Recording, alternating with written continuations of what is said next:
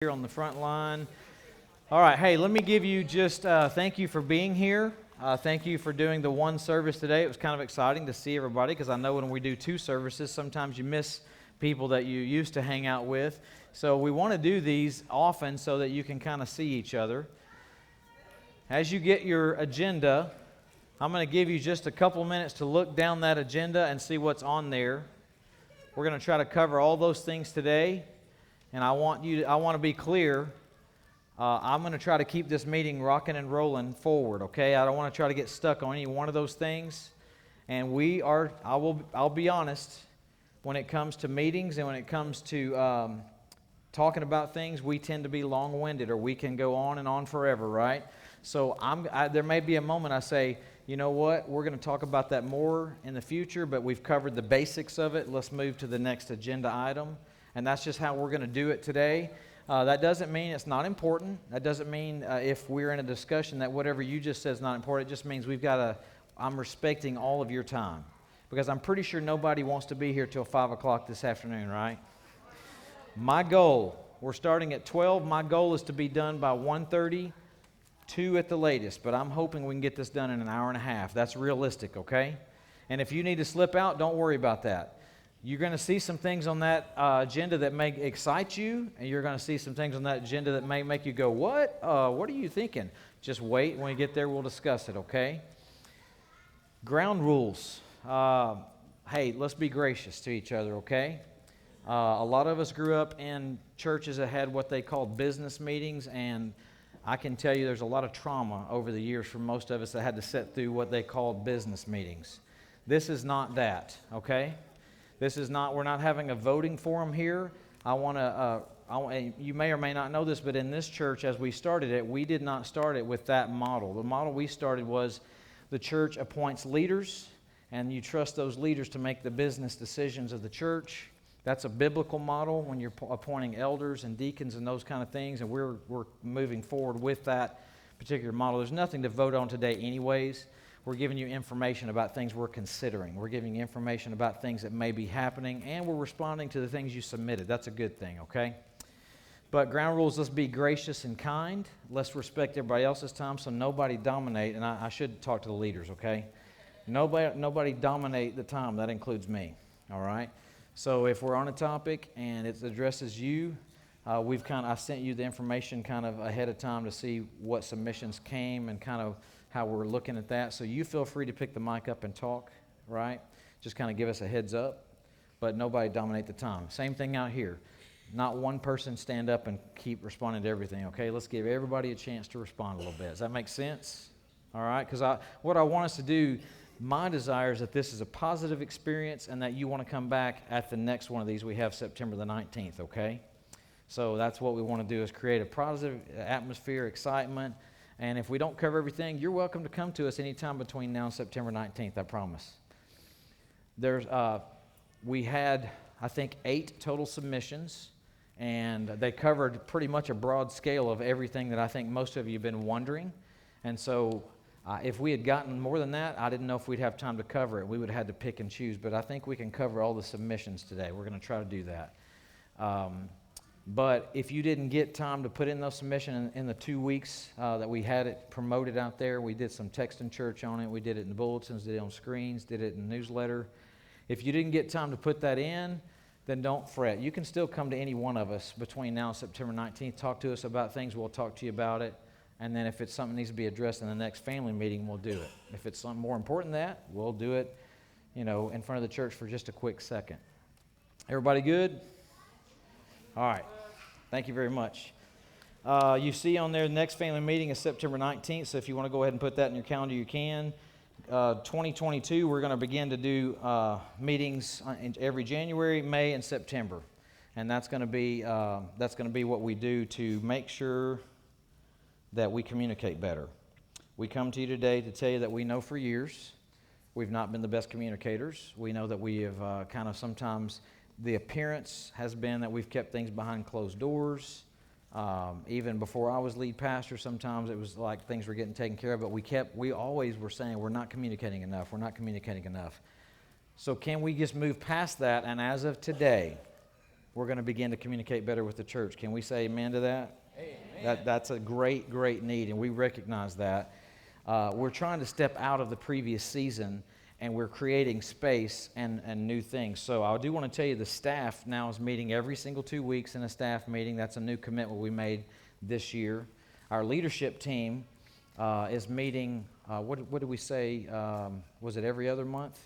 Yeah, bi-month. What do you call that, bi-monthly, or is that, no, how do you say that? Every other month's how you say it? Okay.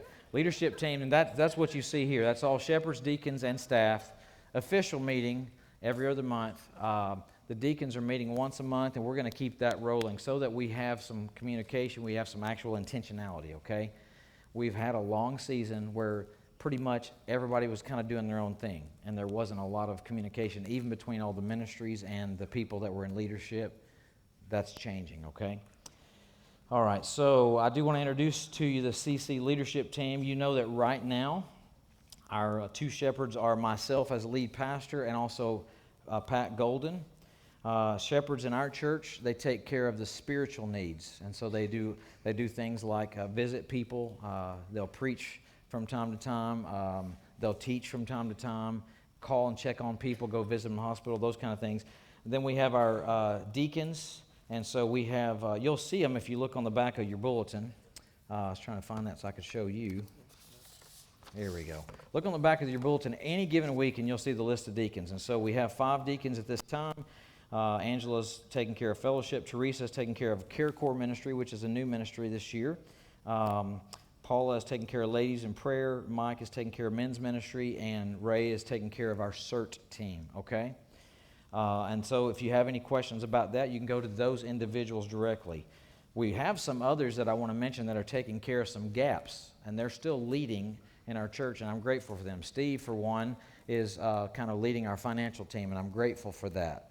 Also grateful that Cody and Vanessa are together a lot of times. They are upstairs as a tag team, and they're taking care of our audio-visual department. And then we have another couple, Margette and Kevin, that are taking care of our hospitality. And so those are some areas. I'm really grateful for what you guys are doing leading in those areas. Some really important things that I wanted to mention. Staff. So you see the staff at the bottom of that section there. They're not in any certain order, by the way. This is the full team. When you look at the staff, at this point right now, we have 1 full-time staff member. That's your lead pastor. But then every other staff member is part-time, being right now Tracy is leading worship. Sean is our part-time children's minister.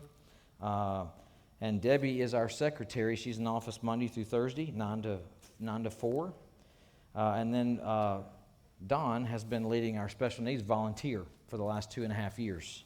They're part-time, and I want to be clear on that because I think sometimes we're growing, right? We're growing, and we've gone to 2 services a couple of years ago, and sometimes the perception is, why can't I get a hold of them? Why are they not at the church or in the office? You need to understand right now where our church is at financially, we're able to do part-time for them, and I'm grateful for everything that the staff does. I'm grateful for everything the deacons do, and even Pat along with me as a shepherd. But as we grow, we hope that culture will change. Okay, but I wanted you to know who these people are. Any questions about what any of those deacon ministries are, staff or shepherds? Any question before we move to the next thing? Okay, I'm going to move quickly. Then let's go to discussion of submissions. This is the main reason we're having this meeting, because we want to hear from the people. We want to hear from you that we do lead you and we minister to you, but we want to hear your hearts. So I've sent this out to each one of the team members. We've had time to look over that. And I'm going to go in the order they came in. The very first one was from the first week. And I'm not going to mention the name, okay? I'm going to be intentional. We've talked about that a little bit here. We asked them to put their name on it because we wanted to take it serious. You can get complaints all day long and nobody puts their name to it, you don't know who to go back to discuss it with. I'm grateful each one of you put your name on this, but we're not going to throw you under the bus, okay? So don't be afraid. You're like, oh, I can't believe I said that in the submission. He's going to say who said it. You're safe in this group, okay? The first one that came in had several things on it. It said, a church without a strong youth ministry is a dying church. We need to call a staff member a full-time youth minister who can also be worship leader, and then in parentheses, like Pastor Chris used to. That was the first thing. And so we've talked about this, and we agree. And it's something that I'll never forget. Whenever I was asked to step up and be lead pastor, the first thing that committee that called me to do that said is, how are you going to replace you? And I said, well, first of all, I can't do that. That's not within my power. What I told them is only God can do that. And I still believe that. For this last couple of years, I'm grateful. For about the last 2.5 years, we have had that volunteer for a while, and then the financial team voted to begin to pay Tracy a while back as our worship leader. And we had a couple families doing the youth ministry for a while, and that helped tremendously. We did have one of those families, we paid them, and that worked well. But then they had a moment back in January. As you remember, the Marlers decided to step away and just felt like they needed to go a different direction. So since then, Tracy's been volunteering to teach on Wednesday nights the youth, and then Tracy and I are going to youth camp, heaven help us, this summer, because we don't have a youth pastor at this point. So that is a moment you can pray. That's a moment I want us to communicate clearly, to say, I don't want to do it. Neither does Tracy. It's not our calling anymore. Our calling is to talk in the mics, because they are taping this for members who don't get to be here. It's not live, but we're taping it so that we can show excerpts if needed. I don't want it to sound like, oh, we hate it. I mean, No. but I mean, that was our calling for a while. We moved on, and I love the time that I have with the teenagers, but I'm tired. So we need to pray for a full-time youth person. Right, and I mean, there's nothing that I would love more than my wife to have the freedom to spend more time with some of you ladies and some of the other ministries of the church. And so pray that we can find that person. And it may be. Right now we're looking. I'll be honest, and I've shared this with the whole team and the financial team. It is really hard to find somebody in 2021, like it was when we started the church back in 1996, that does both music and youth. That's kind of an older model from the 80s and 90s to do that dual position. There are still a few out there, but it's really hard to find somebody who has the heart and the gifting in both of those areas. They really, if you think about it, they don't have anything to do with each other. But for a while, many denominations forced ministers to go, well, if you're going to do it, you need to do both. And it was a great season. I enjoyed doing it here for a long, long time.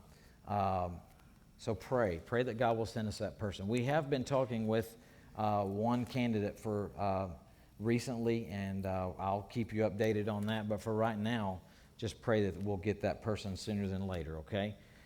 Any questions on that? Yes? Is that the only option, that you have to do both roles? That's not the only option. I mean, we've had, in the last couple of years, we've done one role as part-time music, one role as part-time youth.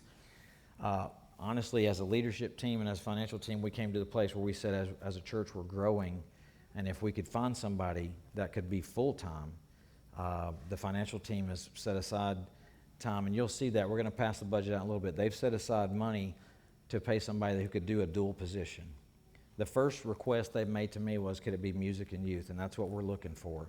I have told them if God makes it clear that that's not going to be a possibility, in my opinion, I think it would be easier to find. And what I'm looking at in the current trends, even coming out of the seminaries, they're training them more to do like youth and young adults, things that actually make sense together. Because we've never had a young adult ministry, but we've known for years our youth graduate and then have nothing. And that's why we don't have a lot of young adults in this church. And I see a couple of you shaking your head, yes, it's true.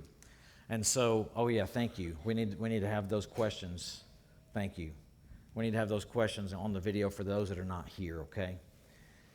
So the question was, do we have to do full-time music and youth? And the answer is no, we don't have to, but that's what we're trying to do. If it doesn't seem like that's going to find somebody to do that in 2021, we are open if that doesn't work. I think it'd be easier to find somebody to do the youth and young adult, maybe even a associate pastor position / youth or something to help with the body as it grows. And it would be easier to hire somebody to do the worship part-time. And that's just in my opinion, based on all the years' experience I did it. So those are the thoughts. Good question. Anything else? You asked for prayer. We've been praying. A lot of us have been praying for that. Yeah. This very answer, and for God to bring somebody dynamic. Yeah. That would really show an answer to that need. My question is, that's been some time now, so what is the process that is happening to find that person? Honestly, we've talked about this, and I asked for permission to talk with someone that I knew as the first priority. It's someone I wanted to pursue a couple of years ago, and things didn't work out. So this person is part-time in a church, and I know their heart's desire is to be full-time. I know they're very gifted, actually, in music and youth both. And so I've been talking with them over the last month and hoping that will work out. And that's been the first process. I said if that didn't work out, then we would begin to pursue some avenues. There's a lot out there. There's several job postings, just like there is in the business world. There's a lot of job postings for ministry positions. The reason I wanted to pursue somebody that I knew is because I knew their heart, and I also knew they knew the heart of this church. And so I thought it makes sense to go after somebody that I know first before we call in somebody we don't know them, don't know where they come from, we don't know their gifting or anything. So as that progresses, we'll keep you updated on that. But if that doesn't happen, then we'll begin to look at we'll post job out there and what we can offer. We'll look and see who's responding to that. And there's also those out there that are posting, hey, I'm looking for a job like this in ministry. So that's the process. Good question. Chris? Wow, that was great. They wake everybody I'm sorry, God. We're here. Oh. Basically, it seems like if we have to make a decision, the youth and young adults should take priority. Several people in the church can lead worship, singing, whatever. Are you offering? Have you ever heard me sing? But the Yeah. priority for growing this church Yeah. should be our youth and young adults. So And I would agree with that. that should be the priority. Yes. I would agree with that. I would. Anything else? All right, we got a lot more to cover. So, and if you have any more questions about that, feel free to come to us on that. The next one is we need to add or call more elders, shepherds, because a two-person management group has exposure, and sometimes the stronger personality will dominate. So Pat and I are going to wrestle right here in front of you right now so you can see who dominates. Ain't gonna be pretty. Ding, ding. Is your mic on? Oh, okay. Let me say that where everybody can hear me. It ain't going to be Pretty. It ain't going to be pretty, so. No, but we agree. The response to that's the same as it was the last one. We agree, and it's in progress.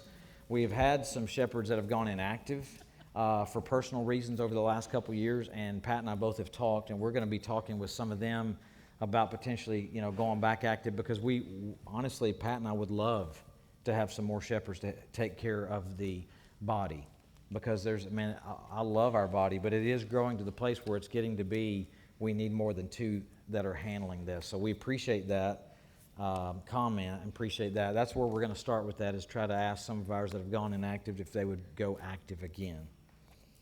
If not, then we'll pursue it like we did before, and we'll begin to ask the body to pray about who can step up and who has the heart to be a shepherd. Next thing is, have higher profile for the different ministries of the church.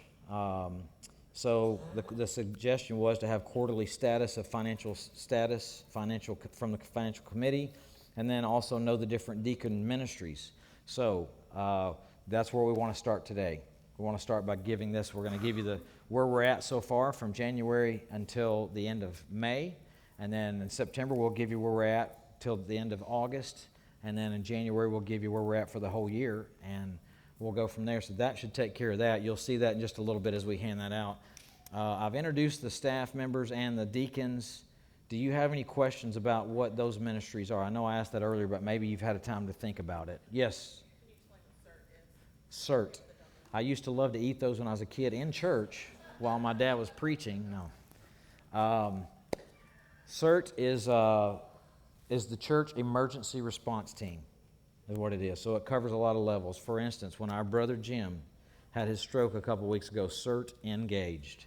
And while I was preaching, I was aware. I watched them come in and grab a couple of key medical people, and they went out. We kept going because we've gone through those exercises and we've trained. Here's what to do to keep from chaos and havoc ensuing. And the more we grow, the potential for that even could be more. So I'm grateful we have a CERT team. I'm grateful Ray leads that. They don't like to be high profile. They like to stay in the background. So, and that's pretty much where you'll see them most of the time. But they do that. They kind of watch security over us while we are meeting, because the world we live in, unfortunately, there are people that want to do evil, and they make sure nobody comes on this campus with intentionality to create evil, and they protect against that. They are trained to kind of watch for certain signals and for certain movements, all those kind of things. If you want to ask Ray about that, you can.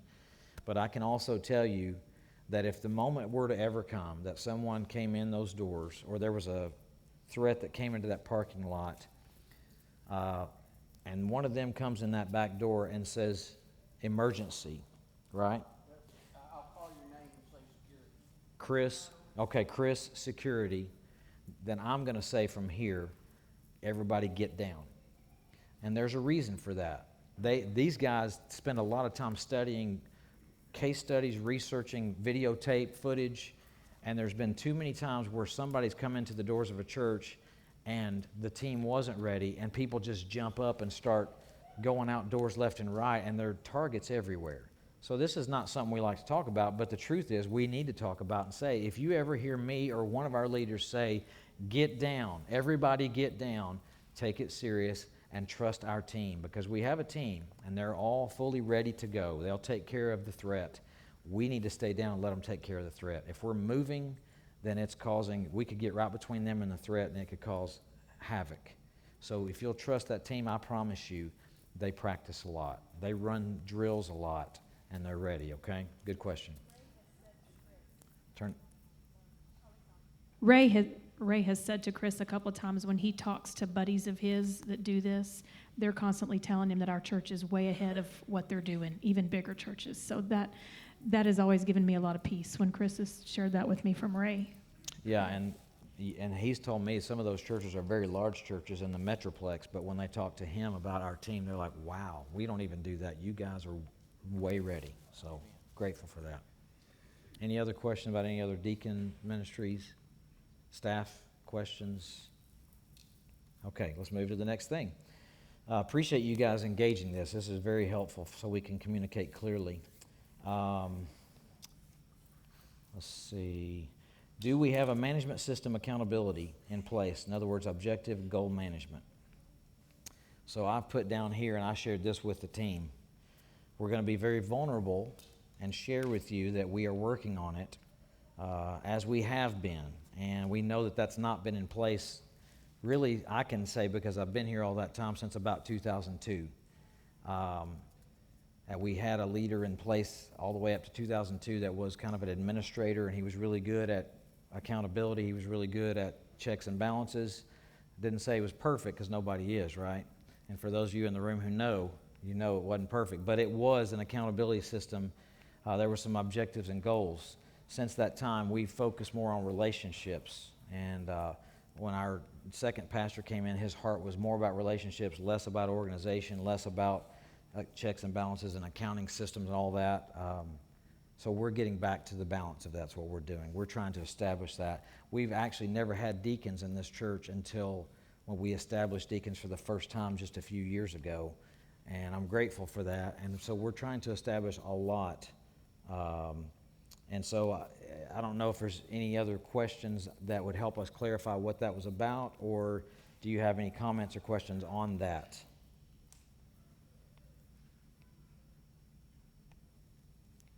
Okay. If not, I'm going to move on. We are working on it. Let's see. The next submission said, hey, we want a class study get-together for young adults. Okay? We say, yes, we want this too.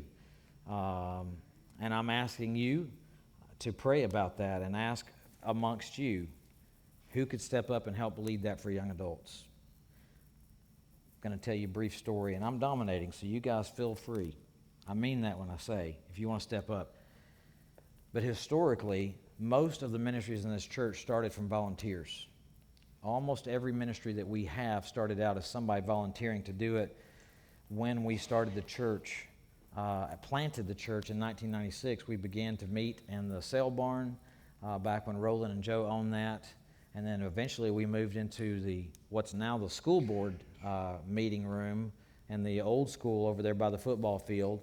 That was the room that we met in for 7.5 years as a church. And during that time, we met there Sundays, and then we did Bible studies on Wednesday night at Rand Elementary. And the children's ministry, the youth ministry, and the adult studies were all led by volunteers. There was no staff leading those at that time. And it was a great season as we grew. Coming out of that, when a ministry begins to thrive and get better, as you know, you got to have somebody who can be in charge of that and lead it. And so there came a place where each one of those ministries, we ended up needing to hire somebody to do it. And so same thing has been happening with the special needs ministry. We've never had it, so we've got Don, who's volunteered for the last 2.5 years to do it, but we know at some point that's going to change. And so young adults is one of those ministries. I look at you as a church and say, we've tried several times to jumpstart a young adult ministry. Several of you have tried to do a Bible study, and that's been great. What I know in all the research is if we just do a Bible study for 6 weeks or a couple months, that doesn't start a young adult ministry. It takes more than just that home group Bible study. It takes, creating an activity, an event where they get together in fellowship and go somewhere on a trip together, or a place where they hang out more than just the Bible study time. So it takes more than one couple is what I'm saying. Most cases, it's been one or two couples that's hosted a Bible study. And it'll start strong, but then eventually it wanes, and you watch the young adults quit coming. We got to ask ourselves why. It's not because those couples are not effective, but it's like, what do we need to do beyond just this Bible study? And it's the same thing we do for youth and children. We don't just bring them in here and teach them just the Bible. We do a lot of other things to draw them. We do a lot of other things to reach out to them so that they then do hear the Bible study, right? So we actually had 2 different submissions asking for this very thing. Another one said, single young adult class, Bible study for young adults. Anybody else want to comment on that from up here or from out there? Chris, I'll talk about it, excuse me, for a second. He's getting you. Just give him a second to catch up. I know there's a couple of people sitting here, Mike and I, for example, who are part of Bible Study Fellowship that have done teaching in Bible Study Fellowship. There's a training program that we go through as a part of that. When I went through mine, when I was teaching, basically it was a month's worth of ghosting other teachers at Bible Study Fellowship. And the one thing when I started teaching there, I don't know if I've ever told this. I told Chris this the other night when we were discussing it. I was sitting in a room with a lot of people whom I consider to be Bible scholars. I mean, people who just, and I'm talking about senior people who have been studying the Bible for more years than I have, and in ways probably that I hadn't been doing it. And so I was a little intimidated, quite frankly, to be standing there, sitting in a room and looking around at all these folks in this room thinking, these guys may know more about this than I do. And that was okay, because then I turned into a sponge and I prayed about it, and God allowed me to really just soak in everything that was being taught to me. And so I say all of this because there are plenty of people in this room right now, and I'm not going to point fingers, names. I don't, you know who you are, who can teach young adults. And a lot of times the reason why we don't do that is because we're intimidated. Like, we don't know if we're going to do this right. Are we going to fail? Well, if we go to our Lord and Savior in prayer and ask for that, then we're going to be given that ability and that grace to be able to teach these young adults, and especially some of us in here that are in the 40s and above who really have something to bring to the table to some of these young adults. And as Chris said just a while ago, one of the submissions we had was that we don't have enough shepherds, and I will affirm that we don't. And I realize that is something that in my thought process and any process really, that's God called to do.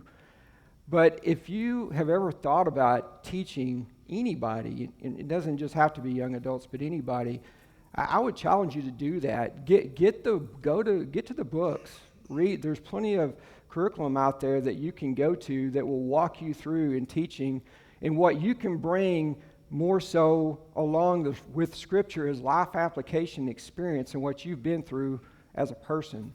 And there's a lot of us in here, I know I'm one of them for sure, who have been through a lot of stuff in your life that you can bring to the table, that you can teach these people. Well, and it doesn't matter the age, but, you know, it's like Roland said earlier, I mean, a dying church is a church who doesn't have a young group of people to replace all the people who are getting older. And there's just not enough of Chris and I to go around. There's just not. And we need that help. We know it. We know we need that help. But we just need some folks to do that. We do have a couple who have been teaching here for a long time. But even those guys are going to come to a time in their life where they're not going to be able to teach or not going to want to teach anymore. That it's time for someone else to stand up and step into big shoes and fill them.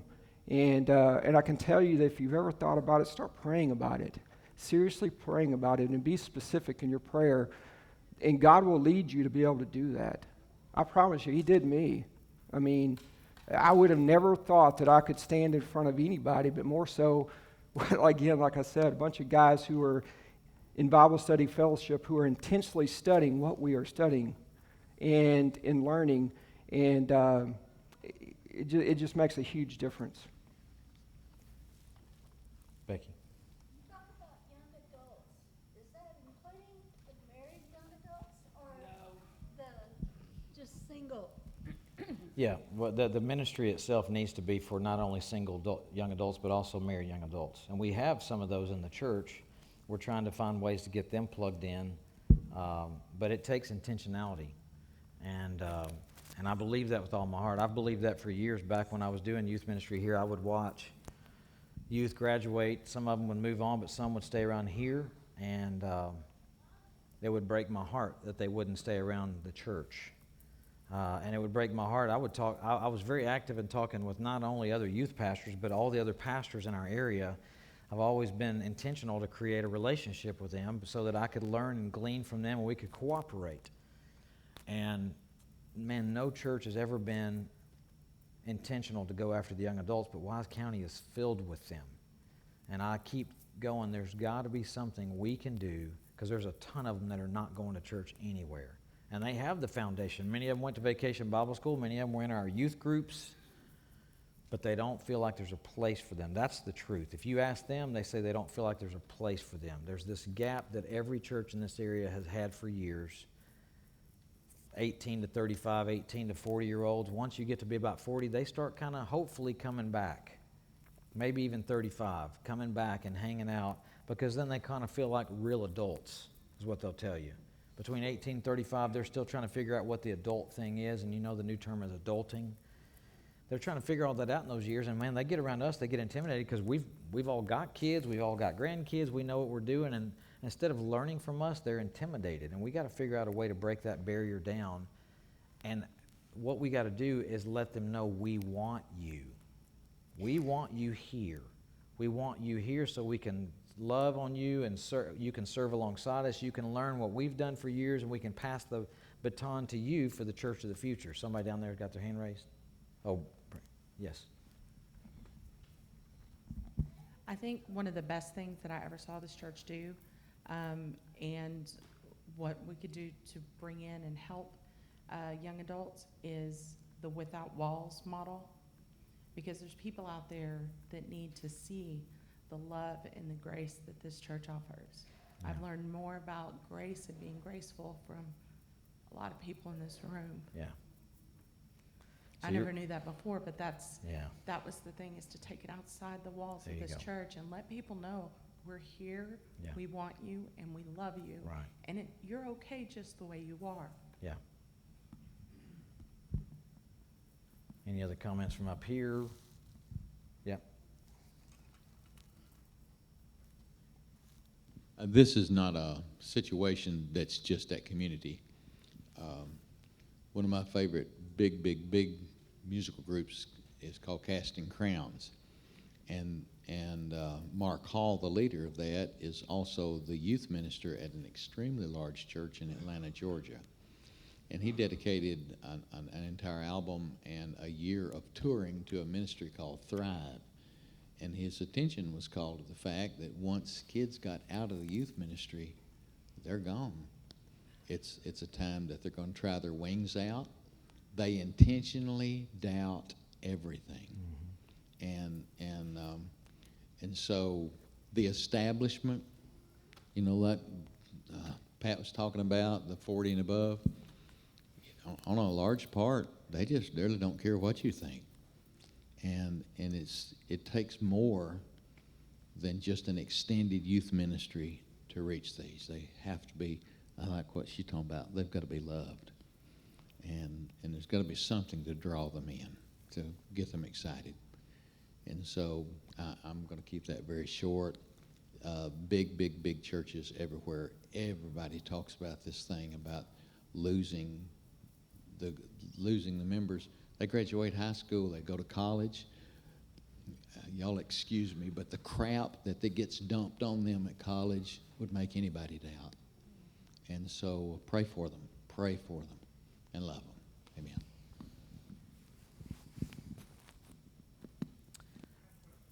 Yep. Let's get the mic. I don't want it to make it about money, but like they want to be entertained. So if that's something that we're trying to do and we're trying to get them in, is there an avenue? Like, I'll be glad to help or whatever, but like my kids suck us dry. So like I can be there, but they want to be entertained, and that's how you're going to get them in. Yeah. Is there budgeting for that? Is there, like, how do we make that work? Because you can have volunteers out the wazoo, you know, but Right. if you're not being able, they want to be wowed. I mean, look at how they live. Everything is big. Everything is, you know, with the social media and whatever. I don't like that kind of stuff. I'm pretty old school, but that's how you bring them in, and that's how you get them plugged in. So you can't do that for free. So Cody. Wow, Cody, you're killing me. What we know is how you bring them in is how you have to keep them. And so one of my favorite things that Pastor John used to say is it's a long, hard road in the same direction. So the thing that's proven in 25 years of our experience, combined experience in youth ministry, is if you'll love them and be consistent, it may grow slower than you want it to. But, you weren't here, I don't guess, when our youth ministry was bigger. Yeah. And we entertained, we played a lot. Absolutely, we played a lot, but we don't want to get them with video games and arcades, but yeah. Yeah. It's hard, right? It's hard to grow. It's hard. Oh, I love Topgolf. That's good.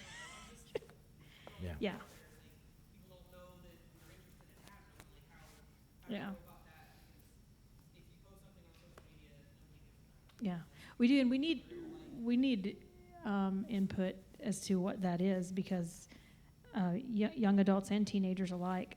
I mean, when I was stepping back into it, and I don't know, a couple of months ago, I was like, holy cow, I don't even know how to teach these kids. Yeah, I don't even know how to teach these kids because they're just different. I mean, yeah.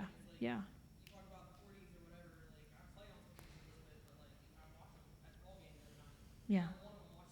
Right. I do know they crave from 16 to 30. They crave authenticity. Yes. So when I stepped back into the youth room, because I don't know how not to be authentic. So you may not want to talk to me all the time. Jeff's going. Right. So and I don't mean to be that way. That's just who I am. So it took about 2 weeks to hear from parents. My kid cannot wait until Wednesday night. My kid loves Wednesday night. And I'm going in every day going, oh, I don't know what the crap I'm doing. But all we did was just, hey, do you have a game? Are you playing this week? How did your tennis match go? And I hugged every one of them if they wanted to hug me coming in and going out. And I goofed off with them. But then I got real and I taught them Scripture. So. No, we do not have an official group. Like I said, we've started. What we've done is 2 or 3 times different couples have started Bible studies for young adults intentionally, and hoping that would maybe spur something on. But instead of it spurring something on, it just kind of seemed like as the weeks went on, they became less interested in just coming to the house for a Bible study. I think they're looking for relationships. Yeah. When they say they want to get together. Right. Right. Right, because if it's not So, a screen, they don't know how I to just want talk to to you. point out again, it wasn't that our couples and our church members were not doing enough. It wasn't that. It's not their fault. This is a new generation. Just like every generation of youth changes, it's a new generation, and we're trying to learn what these young adults want, but everything says they want authenticity. They don't want, they really want you just to be real. And if they ever sense that you're holding something back or you're hiding something behind the curtain, they're like, well, I'm done. And boy, when they say they're done, they're out. They're not coming back. So you got, with this group, you got one shot, and you better be real with them. And if you don't know something, just tell them you don't know it. Don't say, yeah, and then try to, blow smoke up their dress, so to speak. Tell them that you don't know. They appreciate that more, right? They appreciate that more, and that's the biggest deal. But I would say this is a point where the church, we need to be praying, we need to be fasting, asking the Lord to give us wisdom on how we can reach that generation, because that is the future of the church. And without it, the church, not only here but worldwide, dies.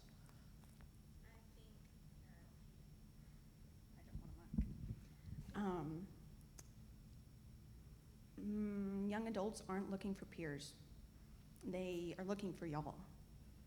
So having a Bible study where your age is hanging out together, you don't need your age people. I mean, you do. You need a community, but you need people to do life with who have already done the things you've done, who have screwed up the way you've screwed up, and who can love you because you've been there. So I think part of the approach is that it doesn't need to be, the group does not need to be for the group. Like, it's not a whole bunch of kids meeting together or graduates meeting together for the graduates. It needs to be a group of people, whatever age, doing life together. I appreciate that, and that really is a great piece of wisdom from somebody from that age group. That's good. Just real quick, Chris, and that's where I was going with what I said a while ago, and a big amen to that, is that's what we need. I'm going to tell everybody, I deal with a lot of youth all the time, and none of these youth are people who are not in trouble. They're all in trouble in different angles. And I always ask them, what was it that went wrong at that point in your life that you wished you would have had that you didn't have? And some, more times than not, the answer to that question is, and this is real life, folks, this is not maybe this is the truth, this is the truth. They say we needed someone who was old enough to know, who'd been there, could show us the way. And I agree that some of these kids out there do not want to listen to anybody 40 and above. They don't. I know that's the case. But I don't think that's the case all the time. I think it's less of that than it is more of that. Yes. My nephew Joel and Alex, who used to come here, are head of the youth group where they're going to church now. But the thing is kids that are her age, the young adults, they feel like they're being judged by what they do, the tattoos they get, the piercings, the rings. It's a judgmental thing, and like my dad goes, he's always asking, Joel, why did you do that for? Whatever. But a lot of it is because they're judged by, you've got a whole bunch of tattoos. Well, it's a life choice for them, but they need to be accepted because they did that. It took a long time for my cousin who used to be a biker. He looks like one. He's got tattoos everywhere, but he has been sober and addict-free for 20, almost 30 years now. Praise God for that.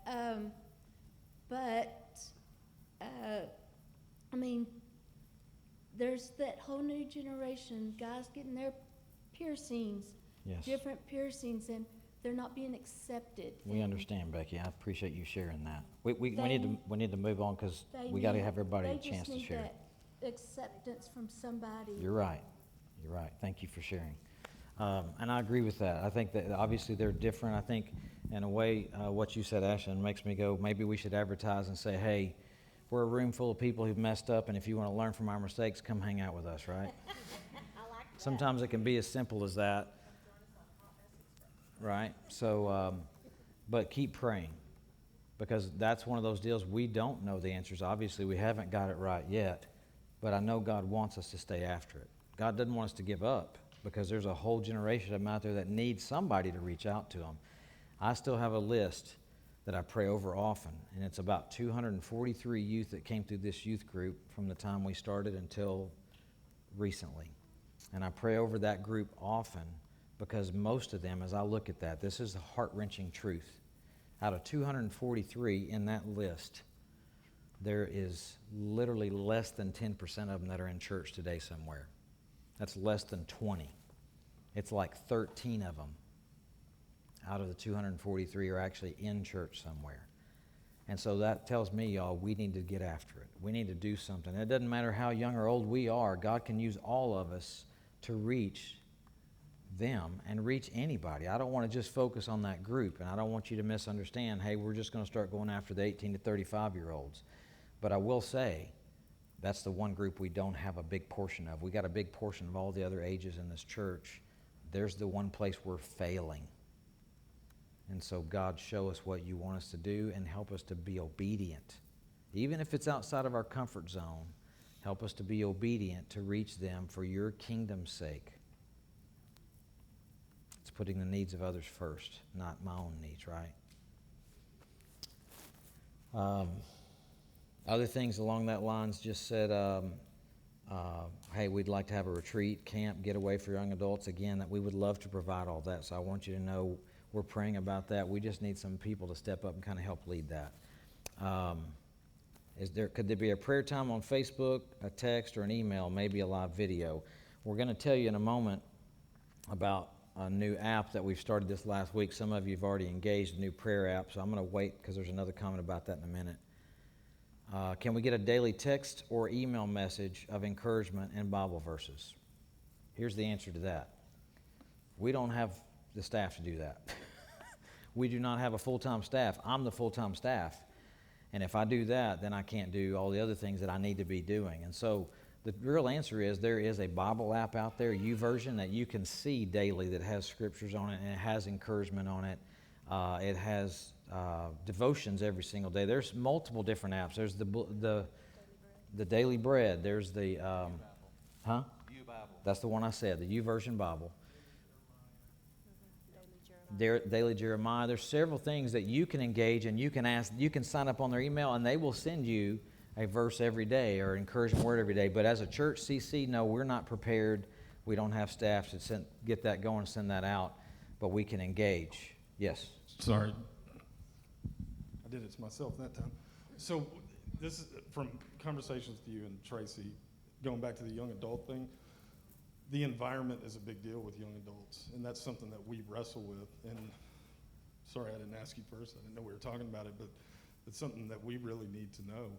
That's a huge change in lighting and everything and how it looks and the type of service to attract that type of demographic. And one of the things that we've talked about a lot is you know, as a church, do we want that? And so if we're having a family meeting, I mean, might as well hear from everybody on how they feel about it. Well, we had a question along that line. Somebody asked a couple different things. There was a couple different things about atmosphere. One of them was,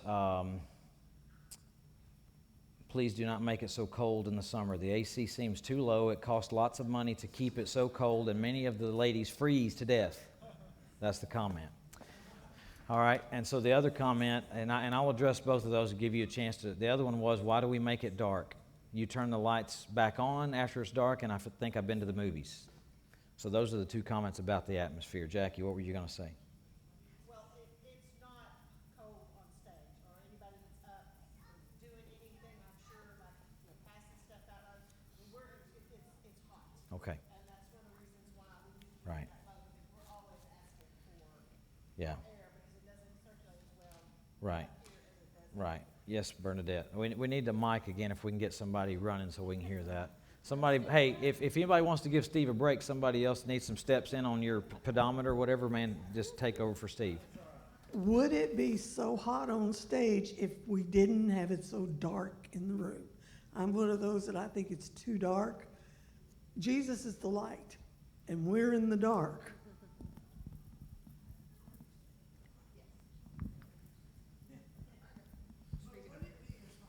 So I love looking outside.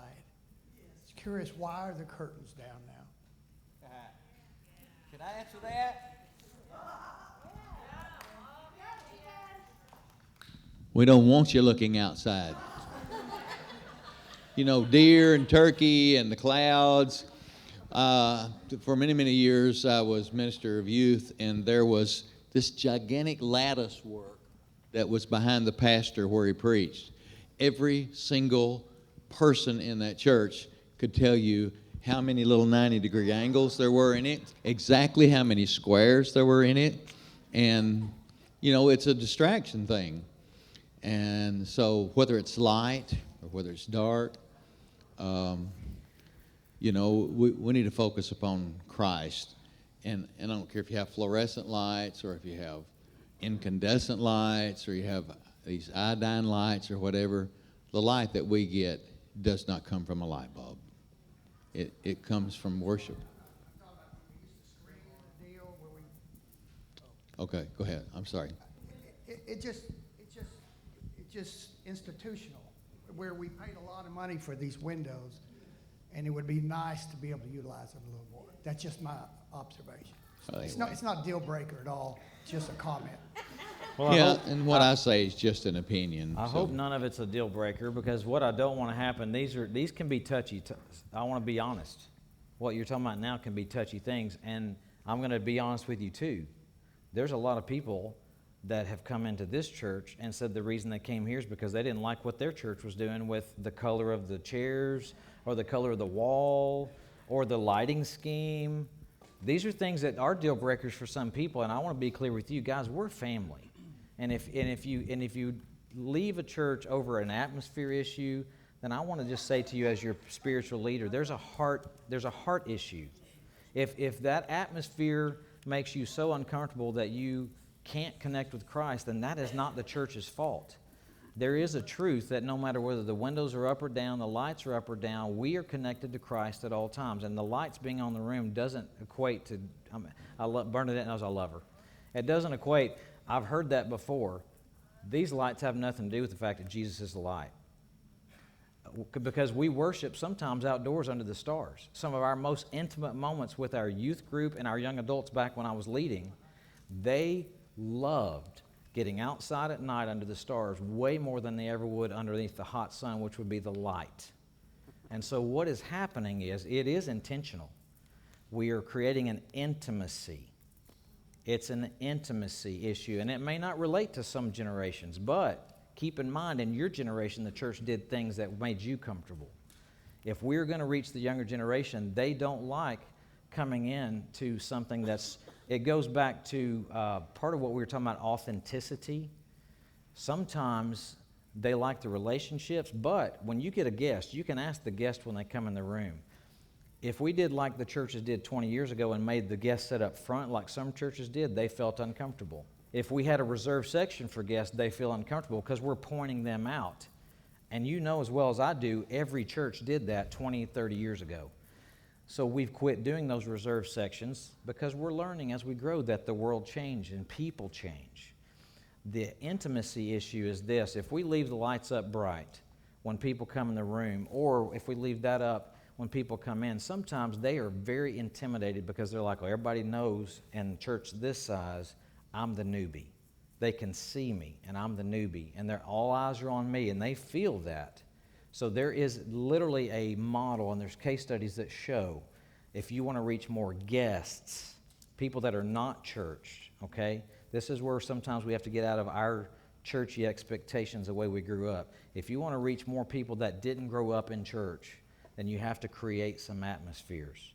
Now, perception may be we don't leave those down all the time. Now, today they did because of the decorations, but most time when you walk in, they're up, and they're usually up for the first 10 minutes. Let me add to this real quick, Chris, as you talk about that. It takes manpower, and I know that's just a button, but if Cody or Vanessa have to stop to push that button, they're not pushing another button. And we are online now, and everything has to, if those things are too bright or all of a sudden it changes the camera distortion, Cody's got to catch all of that. So if we're going to meet the needs of our culture and have an online presence, the lights matter, and pushing the buttons at the right time matter. They're killing themselves up there running all over the place because we don't have the manpower to do it all. Just managing the lights. We've talked a lot about a light board where you can push a button and it changes the things on the lights to meet the needs, but that's one of them. I mean, it would be great to have one person up there who manages the lights and those shades. And I know that may sound really stupid to you, but unless you're up there on a Sunday morning, especially when something doesn't go right, you don't get the pressure of all the buttons that need to be pushed. Yeah, I'll just tell you, I don't have a preference either way. It matters not to me how we do it, because one way or the other, we're going to worship God. We're going to sing. We're going to worship Him through communion and through offering and through prayer, through the Word of God being preached. It doesn't matter to me whether it's indoors or outdoors, whether it's light or dark. I could care less. What I do care about is we reach more than what we've currently got. We reach more than people who already have their ticket to heaven, more than people who are already comfortable. Because if you want me to be gut honest truth, we got a lot of us in this room. But how many of y'all are actually active serving? How many of y'all are actually active in a growing Bible study? There's a lot that are not. A lot of you come in this room on Sunday mornings and then I don't see you again to the next Sunday morning. And if you're not actively involved in serving or maybe even changing the atmosphere around here outside of Sunday morning, then, man, let the ones who are always active and always reaching people and doing things, let them be a part of the process. If you want to get a part of that process, I challenge you. Get involved in a small group. I challenge you to start serving. I challenge you to get active. And that's my comment on that. I know that didn't satisfy and it didn't answer all the questions. But Can I address yeah. it too? You guys both of you hit what I was thinking, but for me personally, to me, when you lower the shades, it's an intentional, for me, this is time to worship. This is time to get introspective and to focus on the Lord. And that's a thing that helps accomplish that. I also feel like as I've aged, when you're preaching and I'm trying to take notes, it is harder to see. Yes. So that's a thing. But I think probably everyone that's asked, Tracy, what you said about the cameras and capturing the light, that is probably a great answer for everybody that had a question as to why we're doing it. There are many reasons. I think goes back to Pastor Chris's earlier statement that not everything's always communicated. People just don't understand. And so by explaining that probably helped a lot. Yeah. And one last thing is, as I'm also an aging woman, being hot, you're hot all the time. So, the cool is fine with me, but I do understand. And I feel like, it can become a petty thing. It's important. Yes. Bring a sweater. I don't mean that disrespectfully, but just if you know it's cold in church, wear long sleeves, wear a jacket, whatever. Well, there's an intentional thing on that too, and it wasn't decided by me, but it's churches down through time have honestly, and not just churches, but any kind of corporate meeting gatherings. If you ever go sit in a business meeting in a business, I guess, when you are in those meetings, they keep those conference rooms cold. Do you know why they do? Yeah, so they don't see everybody sitting out there going, because if the room gets warm, I promise you, I don't care how dynamic I preach or how dynamic I don't, you start seeing the yawns, and you literally start seeing, I look out here, and I'm not calling any names, but I look out here and I see a lot of this sometimes. And so, hey, if we had it any warmer, then there'd be a lot more of that, and that's part of that. It's not a disrespect thing. It's not, not trying to keep it cold on purpose. As a matter of fact, I don't even know what the temperature is. I don't set that. I have nothing to do with it, but we can look at it, I'll tell you that. If we can move it 1 degree warmer and try that, we'll be glad to try anything for sure, okay? Any other questions on that? Sorry, I didn't know. Very quick. Y'all see my husband in shorts all the time. I live with that hot cold in my house. It's a lot easier, and I don't mean to be disrespectful, but it's a lot easier for a cold person to get warm than a warm person to get cold. Unless we want some people not appropriate in church anymore, it might be easier to keep things cool. Yeah. In addition to the weight thing. Yeah, I want to tell you, we're gonna continue to have them up sometimes. We're gonna continue to have them down as far as the shades go. We don't keep them down all the time. start paying attention, because literally most of the time when you come in, they're up in the beginning and then they bring them down, usually during Pat's welcome. You usually hear him going zzz during his welcome because they don't have a quiet motor, unfortunately. But they do that intentionally during that time to go, we're about to get a little bit more intimate, because if you're in a room, I go to other churches when I get the chance, and when I've gone, when I took my sabbatical 4 years ago to 4 churches that are growing and exploding with young adults, all 4 of them had their temperatures on. I took a lot of notes, and I shared it with our leaders. Every one of them had their temperature felt like I was in a theater or a conference room in a business, and every one of them had a moment where they brought the lights down to where you weren't distracted by babies and children and people getting up going to the bathroom, or somebody scratching their head, or the scar on the back of that guy's head, or when you can't see, there's not as many distractions, and you can focus on the Lord. I do agree, and I think we need to take note that when the preaching time comes up, that the lights come up so that we can see our own Bibles, because I don't want everybody just staring at the screen the whole time, for sure. That's just some comments to give you some feedback. But keep that coming, yes. We can't hear you, Sandy. Hang on. I just want to go back to the young adults. About what age group are y'all trying to focus on, like 20 to 35? Well, I said 18 to 35 is Okay. what is about that age range. Well, not 18, but say 25 to 35. Most of those young people will probably have children, I'm thinking, married or have, and have kiddos.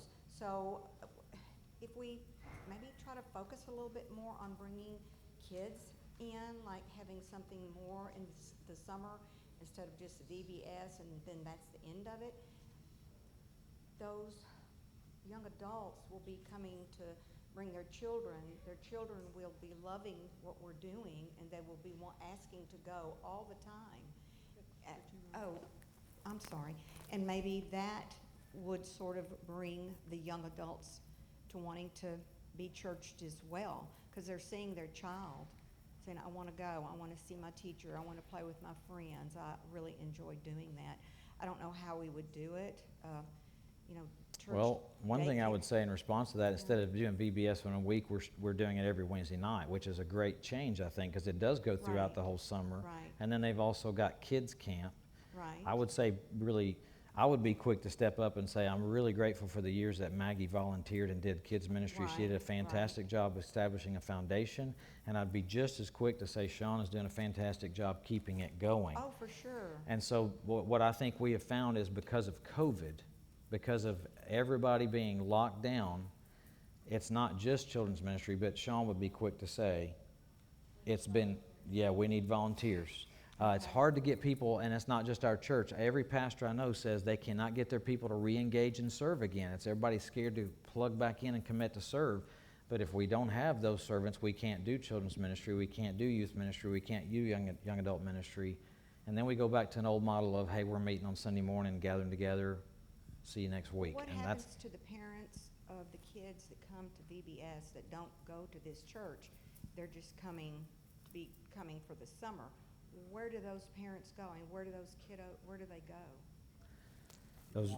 I do have a Are you talking comment to add. Are you talking about Are you talking about during the VBS, or are you talking about afterwards? After. Yeah, that's what I thought. Walmart, of course. After, Yeah. are they just gone from the church's life? Well, Are they we- just gone from the church's life after that? No, we keep a record of them on file, and then after VBS is over with, we try to reach out to them and invite them to our regular stuff, But again, we've done those things and it hasn't worked, so we are open to say, God, what else can we do? Those are great comments, Sandy. Really is. I just wanted to add, even during our regular Wednesday night services, we do have Bible study generally, but if you attend, you'll see that the majority drops their children off and leave. They don't stay for Bible study. And prior to COVID, we had planned on trying to do more summer activities. That was the intention. Of course, COVID. And then this year, that is why we're trying to do VBS this way, so that we'll have more activities, because the majority of the churches do not have summer activities, and we're shooting towards, our goal is to be different and to provide that. And I got to tell you, I'm grateful for that, because I think for years doing youth ministry, man, one of the greatest builders of the youth ministry is the summer. Those summer months and all the things you do with the kids in the summer build for the rest of the year. And I'm grateful Sean has been not only willing to do it, but she's been leading out saying we want to do more with these kids in the summer. And I applaud that. I think it's great. And again, I say she's part-time and she's doing it. She does way more. Truth you may not know. I knew it for many years, and if you've ever worked with staff on a church, you know there really is no such thing as part-time. Every ministry position up here, they work as full-time as they can outside their normal lives and jobs with their families, but they get paid part-time. But I can remember many years being part-time, and I worked just as many hours as every other full-time staff member I knew. It's just where your heart's at, what you commit to, and I think Sean does way above and beyond, and I'm grateful for what she's doing. Yeah. Yeah.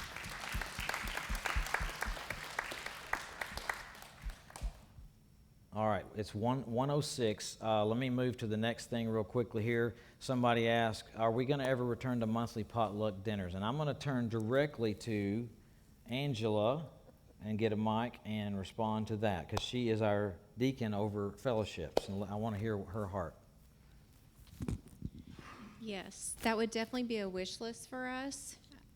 That takes definitely volunteers, because while we're in the kitchen, there's got to be the setup of the tables in here, and then the breakdown of the tables, and that, you know, that takes a lot of people to move all these chairs out and then put all the tables and everything up and all that.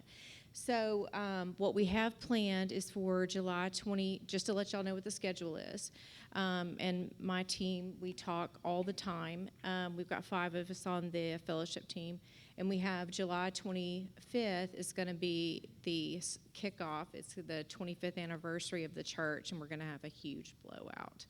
And so, and that's going to be, you know, essentially, it's going to be a big luncheon. And then we'll have another luncheon, and it'll be a little bit different than the sandwiches. We haven't decided what we're going to do, but that we'll have a big fellowship luncheon on September 19th, which will be prior to the next family meeting. So that's what we've got set up so far, and then we're working on the rest of the calendar to look at the other luncheons coming up. So yes, it's definitely all in the works. So I would say to you, we're praying about that, we're planning for it, and the tough thing is, how do we do all those kind of things with 2 services, right? Because if we had everybody together, everybody's starting to come back now on a weekly basis. If we went back to 1 service, we'd get back to where we were, and we don't have enough room in here for everybody. So we're still committed to do the 2 services. How do we do it during that time? They're talking through that. They're going to figure that out. In the meantime, the next one was this. Let's see here.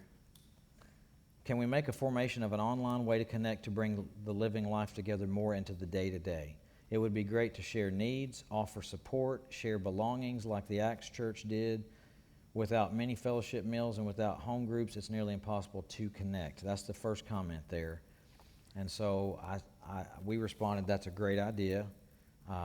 We can explore possible forums on our website for members only. Fellowships are going to start back. That's a good thing. And we have a desire to start several home groups starting in the fall. That's our desire also. That'll be part of it.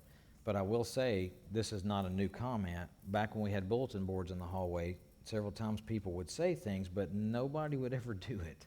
They would say, hey, why don't we have a bulletin board that shows what people do for a living and what they offer services, and then if somebody's got a need, they can go there and go, oh, I know this person's an electrician. Oh, I know this person's a plumber. Oh, I know this person's a carpenter. Or if somebody had a need, they can say, hey, I need somebody to build me a ramp. I need somebody to come change the light bulbs. And there could be that. Well, that never happened on the bulletin board, but I think surely online we can create some kind of a forum where if you have a need, you let us know that. At this point, what you can do is call and talk to Debbie and say, Debbie, can you look at the people in our church? You know who they are. Can you get somebody to come by? And then we'll look at Mike and say, Mike, can you get some of our men to do that? And some of you ladies are just as good. I don't take that lightly either. But our men love to do those kind of things, and that's one of the ways we can engage if you'll let us know. Communicate to us you have needs. We'll try to help meet them. We'll start with our own church, of course. If we start going, if everybody says, well, my neighbor needs this, then we're going to get overwhelmed, right? But I would say if your neighbor needs something, get some of our people to help you do it, and you reach out to that neighbor and get them, ministered to, because they may need ministry, right? Yes. You can just hand her that one right in front of her so Steve doesn't have to run.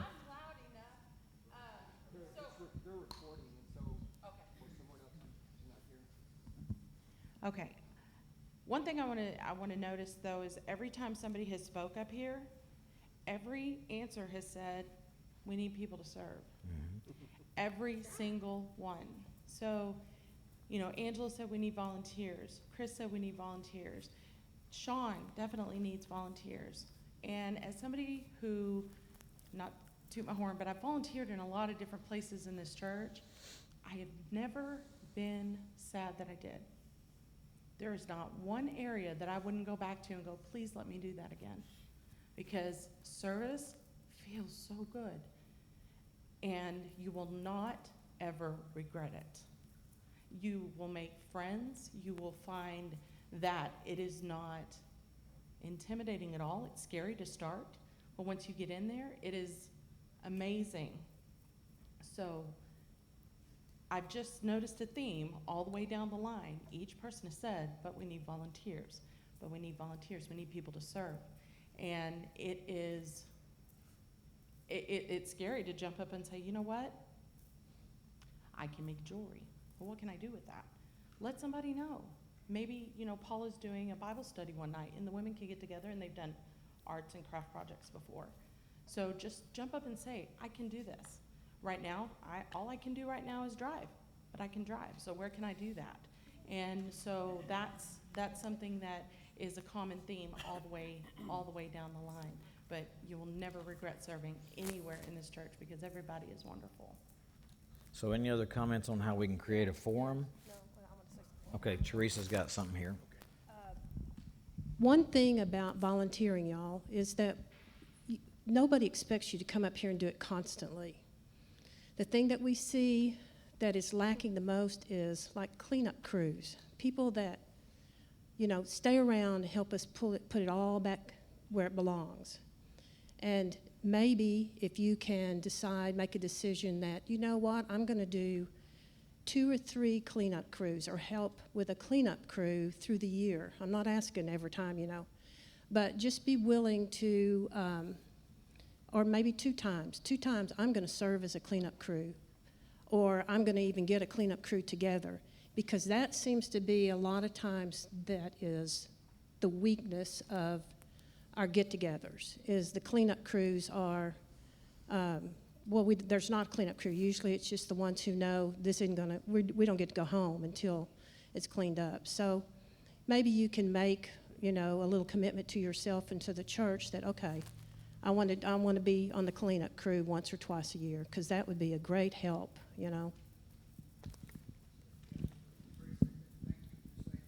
My comment was, sometimes we throw out that we need volunteers, and we all know that's a need, but specific description of what that volunteer might look like or what that need is helps, I think. To your point, you just did that. Children's ministry, if it can be more specific, this is what we need specifically, volunteers, and on down the line.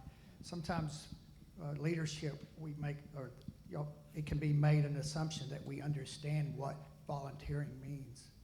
Sometimes we need a little more help. Very quickly, just as an example, Brandy is here pretty well on Sunday mornings about 6:30 every Sunday morning. She drives Crusader van every week, every single week. And, we did have about 6 co-pilots for multiple reasons. We always have to have another adult on the van, liability issues, so forth. And so about once every 6 weeks, you would have to, not have to, but volunteer to ride along with Brandy. And we, within the last couple of weeks, have lost 3 of those. So we need some more people to just, I don't know, we usually leave, about 7 to 7:30? And then ride back with them in the afternoon. And then like this coming Saturday night, Crusader movie night. And so We don't allow drinks like pops in here, but water and popcorn we do. And so before we leave that night, the floors have to be, and the chairs have to be kind of rearranged, floors cleaned a little bit. There's always something to do. Amen. I'm through. I just would like to add, really quick, in regards to the children's ministry, if I haven't spoken to you recently, currently I'm asking everyone, just give us once a month, so you're not getting exhausted and you're not like, oh, I don't want to make that commitment, but just one time a month. Even if you serve somewhere else, it's okay to serve multiple places. If you could just give us once a month, it would make a huge difference.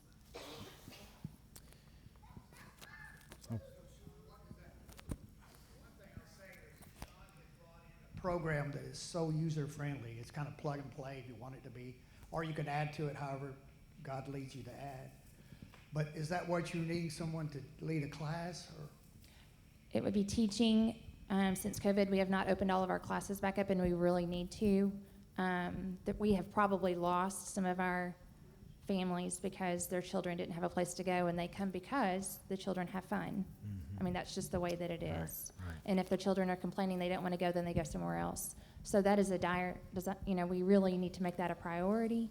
So what the new curriculum that we have, they actually tell the story on a video, and that's not what we're all used to and accustomed to, but children are, and so we're trying to adapt to what they like and what they'll pay attention to, and so it's very simple, and so we should be able to have more volunteers because it's not as complicated, and I give you the words to say, so you don't have to feel like you've got to know the Bible, because maybe you're learning too, but you're going to learn with the children, and that's okay.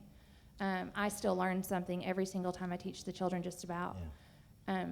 Teaching is a discipleship for me. But the activities are broken down for you, and they're very simple. Even my girls can do the activities with the kids themselves, and they do. So I encourage all of you, I hope that y'all don't mind, but Lily and Audrey even volunteer once a month, and they do an excellent job teaching our toddlers along with adults, and I think they're being discipled because they're teaching, they're helping teach. And so if they can do it, y'all can do it too.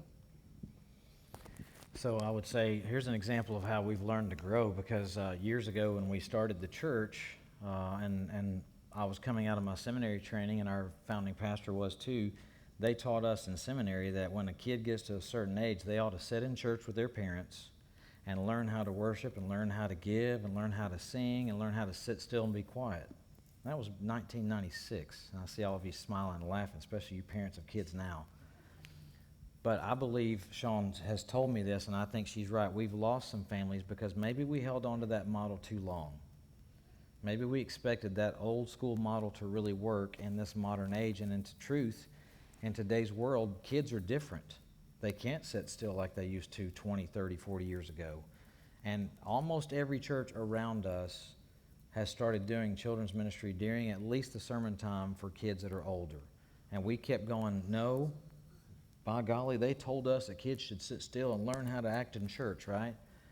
Well, we held on to that. We held on to that and held on to that, but we've lost families who really wish we had some kind of children's church going during church. And I think it's time. And Sean and I have talked about this a lot. And to be honest with you, I'm going to be transparent with you because that's the way I always want to be. She was ready to move up in classes before I was, and I was the one that said, Sean, I really think we need to teach kids in here. But I've come back to her now and said I think I was wrong because we've lost a couple of families. And so what it's going to take, if we're going to do children's church for older ages, guess what? We need volunteers.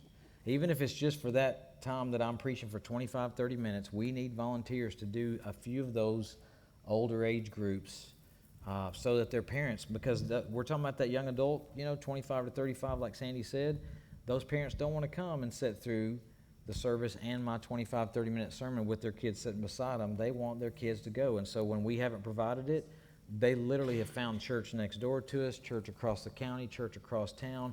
All these churches are doing those, and they're like, well, we love it at Community. We love the heart behind your people and the fellowship. But, man, we just want our kids to be able to go to children's church and have fun while we're getting to focus and listen to the service. So that's where we're growing, and that's where I've actually owned up and said, you know what, I was wrong for holding on too long, and I'm embracing it, saying, Sean, let's do it. Let's get some more volunteers. Let's move that up a little bit. Just come and try out a class. Yeah. I mean, just come in and volunteer with a teacher that's already been doing it, and it's not hard. So it's 1:20. The next thing is our prayer list seems unofficial and is not, as far as I can see, suggested to new members or anyone other than the original CC crew. We've been here 12 years and have never been connected to it. I'd love to see this more official and also have a way to fellowship Monday through Saturday in addition to this. That's about the prayer. We've had a prayer chain since the very beginning, and so I will say our response is our fault as a ministry team that we've not communicated, lack of communication. We've already said that before. But as well as we haven't, not just the prayer chain, but the prayer wall in the back, as Teresa has been pointing out. We don't communicate about that enough. So we're going to do a better job communicating those things. But I wanted to mention to you, and you haven't heard from her yet, Paula has led us to move into a new platform available to anyone in our church wanting to engage in prayer called the Echo Prayer app. Before, we've had a prayer chain, and we used to put it in the bulletin years ago. If you want to be on the prayer chain, call Paula Rutherford. We used to have it in the things, but I don't know why we quit doing it, but we quit doing it. We just, somehow it got left out. So it's our fault for not communicating. But I'm grateful that she's moving us into the 21st century. Paula, you want to talk about that? Yeah, I do, and I apologize. It did always used to be in the bulletin, and I Yeah. should have paid attention and reminded you, but I didn't. I didn't pay attention. I think because we have about 50 people on it right now. The prayer app, we're trying to get in this century. We know that most people look at their phones more than they even look at their email. And it's a quicker way to get prayer requests out. And I do hope to give some encouragement during the week through that too. You're all invited. I've never wanted you to think that this was just for a select few. Anybody can be in the prayer chain. What's happened sometimes, we've added names and they've gone down to the bottom, and then you haven't gotten yours because we've clicked on the wrong reply all. So I apologize for that. So here's how we're going to remedy that today. Okay? First of all, let me do some housekeeping. We have about 47 people that responded to my first. I started with the people who are on the prayer app now, the prayer chain now. And we had about 47 people respond. And then I discovered that Echo has changed their policy somewhat. And I sent you out a thing for a group. That's not going to work. We're needing to go to a feed. So you received another request. And as of when I came into this service, we had 13, I think, that had responded. So those of you that have gotten a request, please go to your email and look. And if you didn't get an email about, maybe it went to your junk or whatever, but if you didn't get it, let me know. So here's the next thing you can do. You see this bulletin that has my number on it. Please text me your email address. And then what I will do, you look for it, I will send you an invite. Because we're wanting to keep this, because it's our church and we want to keep it, if we have sensitive material that we just want people in our church to pray about. So there are two options for us on this feed, and so we're going with a more private option. It'll still be publicly available for people to see our feed, but you'll have to be accepted into it because we want to keep our prayer chain among our people so that you can send out the requests you need to send out. So that's what I need from you. I want as many of you, any of you who want to be involved in it, text me your email. I'll send you an invite. Okay, and if you don't get that invite in the next 24 hours, you text me back, because I did find a few people, for some reason, the email did not go through, and I had to send it again. Alicia's email didn't go through to her school address, so I sent it through to her private address, and then she got it. So I just need that from you, and we'll add you. It's up and going. It's a feed, and it'll take you to it, and the logo will be on there. You'll notice it's Community Church Decatur. Yeah, it's a You prayer. can't miss it. It's a prayer feed with a D, Feed. not a fee. You're not going to have to pay anything. Yeah, Right, no, not a right. feed. Nope, Feed. nope. Sorry for my lack of enunciation. But So I was just going to show them right here. Yes, please when you, do. When you go to that little upper thing right there, then you'll see, if I can get it, there you go. You've got a section where you can add your prayers. If you just want to have an area where you can just pray things to help you remember every day, you can do that. You can, across there, you can share prayers with each other. We did have a group, but that group only held 50, and we were already, because of our current prayer chain, we were already over that. And so we went to this feed, and then you go to the feed, you can search. There's a search that, see down here, find a new feed. I searched Community Church Decatur, and it came up with Community Church Prayer, and you click on that, and so there's 14 followers now. Go out there and search for that feed, and in that, we'll begin adding prayers, and then you can pray daily over those prayers, okay? And the beautiful thing about that is, let's say you have a prayer need. You just click on there and send out a need. Please pray for such and such. And it'll go out to everybody on that feed, and they can immediately start praying. And so I think it's a much more efficient way for us to handle this today. You can set reminders to look at it every day at 9 a.m. if you want to, or 6 a.m., whatever time you want to do it, 9 p.m. You can look at answered prayers on there. You can go back and add to that. And so it's just a neat, and I appreciate you bringing us into that forum, yeah. And I do want to mention our prayer wall. Yes. We've been doing this now for several years. It was our desire to create a wall back here for you to put your request in. I want you to know that those are faithfully prayed over, faithfully. Louise and Jim and Teresa and myself have met, and anyway, they are faithfully prayed over. They're taken very seriously, and we don't quit praying for them. Sometimes we haven't heard back from people, but we continue to pray for them. So I want you to know there is some active prayer going on. We want to invite you to be a part of it, because any great revival that's ever happened in a church happened when its people decided to pray and to Amen. repent, those two things. Amen. So I'm going to stop. Okay, so last thing that was submitted was, could we start a driveway and parking lot fund and post a thermometer where we can see the progress? To that, we say yes, we agree. We would also like to do that along with progress for a potential new multi-purpose building. And so I'm going to go ahead and hand out to you at this time the budget so you can see where we're at for the year so far.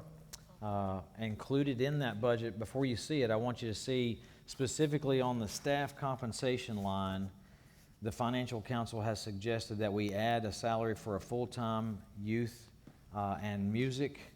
And also the Financial Council has suggested that we begin to pay Don for doing special needs, as he's done it, volunteered for 2.5 years, and it continues to grow. And so they put in there for a part-time salary for him, so that's why your salary compensation grew. And nobody asked about that when we had that. We handed these out. They were already approved a few weeks back. We gave you a chance to ask questions and make comments. There was not anything questioned, and so we adopted that. We're moving forward with that budget, but here's where it is so far. Here's the progress on it. I just wanted to give you a heads up on that one line item. That's why it's bigger than it's ever been, because they have suggested that we add those 2 positions going forward, paid.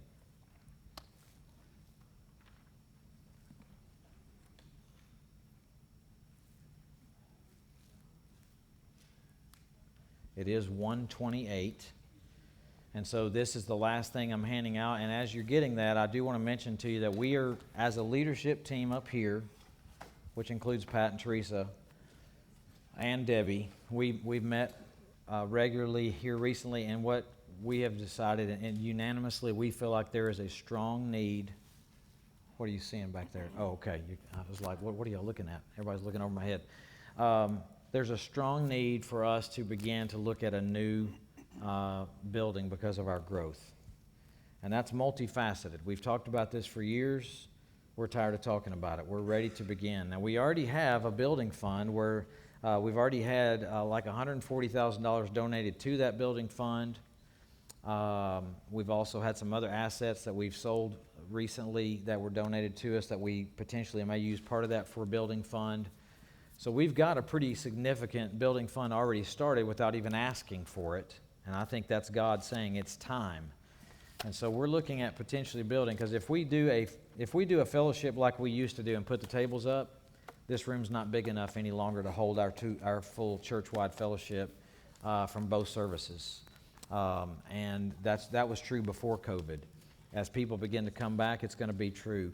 So we would like to build a large shell of a building that would be existing enough for not what we have now, but for future growth, for a large fellowship hall with a large commercial grade kitchen, which we've asked for years. We want to get that done.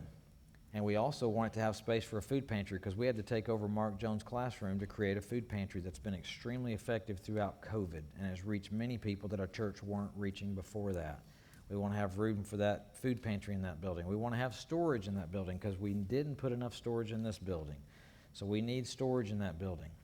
We want to have it large enough, because the Crusaders now have taken up 3 classrooms. We had to knock walls out of 2 classrooms because it kept growing. And that ministry has grown, but they don't have enough room in those 3 classrooms anymore to have Crusader Church during our church. It is cram-packed. So going forward, we need more volunteers for them, because they need to split that group up into 2 and have part of them in the Crusader room and part of them in the youth room during this service, so that they can do a lesson and songs in one room and they can do crafts and activities in the other room. But they've got to have more volunteers, because right now it's usually mom, dad, Sandra Stogner, and who else? Carla? Yes, I didn't see her. Why I didn't? Okay, Carla. It's usually 3 or 4. And how many Crusaders do y'all have? Oh, we're running 25, 28. 25 to 28 in that room. There's 3 or 4 volunteers in that. It looks like a small room now, but it was 3 classrooms. And we knocked the walls out to give them more space, and it's full. So they need more volunteers during that 20 or 25 minutes of the service, second service, to just be there to help them. Help them transition between activities, help them make sure a couple of those with special needs that are runners don't run out of the room. And that's a legit thing, right? We got to have people stand at the door. I think about my precious little mama right there. I know she's very intimidating in stature. My precious mama standing at the door, and he's not here today, but Andrew, really large Andrew, he goes to the door and wants to get out of there. How is she going to stop him? That's had to happen a couple times where she's just had to stand her ground with Andrew. So men, it'd be great if a couple of y'all would volunteer every once in a while to be back there in the special needs room for that 20, 25 minutes. If you missed my sermon, it's okay. Come to the first service and catch it, or watch it online. We talk about the model of attend one service and serve one service. That's the most ideal, so you can connect with your church family. But one way or the other, we need more volunteers back there. Part of this new building would be so that when we dismiss them to Crusader Church, they'd have a big fellowship hall / gymnasium type area where they could roll around with the wheelchairs, because there'll be more that want to come, but we don't have space for them. So they can go to Crusader Church in that big building and hang out in there and have more space. We want it for fellowships. We want it for in case disaster relief happens, which we've gone so many places over the years and helped other places that got hit with floods, fire, tornado. There is no headquarters here for that. There's no command center here for that. Cody, being our Wise County Emergency Management Coordinator, has told me many times if we had that building, then when something happened, we could have space to put some cots. The Salvation Army or whoever it is, I can't remember who it was, you told me, Cody, Red Cross has the cots. They could come in and put cots in our facility, and we could have shower facilities in the bathrooms over there so that they could take showers. We also have an incredible kitchen so our ladies could come in and help fix meals for those families when they're without a home for maybe a week or 2. So guys, there's a lot of purposes for this building. It would serve for our youth to have space to play, our children to have space to play, our Crusaders to have enough space to do the things that they love to do. We could we have people offer to say, can we use your building for meetings? And we'll say, yeah, and they'll come look at it and they'll go, wow, we need a little bit more than this. We could have a bigger building for them to have their meetings. We'd love to host those meetings for our local civic organizations if we need to, just to connect with our community, our very namesake. If we could be the headquarters and we could be the place where people know they can come here and count on us and they have space. We got 30 acres, y'all. I want to use it. We've talked about it for years. I want to build a very large multi-purpose shell that could house all that. We've never invested in a lot of decorations. We don't do that. We don't put gold and wood ornamentation. We definitely don't want to do it in that building, but we want to put up a shell that's functional and is nice so we can take care of our people and we can take care of this community and any needs they may have. You guys have any other comments about what that could be used for? Anybody up here? Roland's got something out here. Chris, you said we have a fund now? Yeah. I don't see it on this deal. Steve, can you help answer that?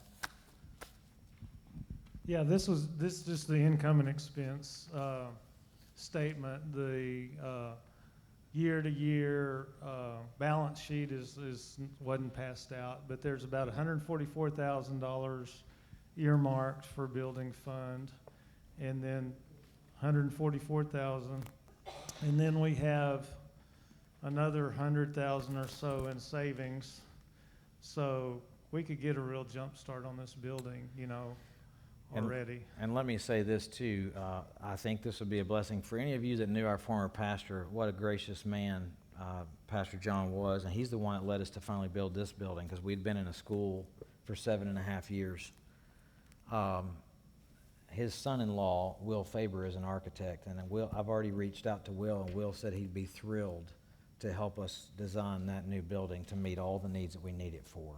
I think that would be a huge blessing to have him as a part of this, because I know he knows the heart of this church, and I believe the Redfern family still loves the heart of this church, and I think it'd be neat to have Will. If you know Pastor John, you know his family. Will is a great architect, and I think him and his firm there in the North Richland Hills, Fort Worth area would be a great asset. So we've already begun to get some research going. We've already begun to get some potential companies that could help us to build it, and just talked with a few of them. We know there's others we can, but we're going to be diligent to, we want to raise money.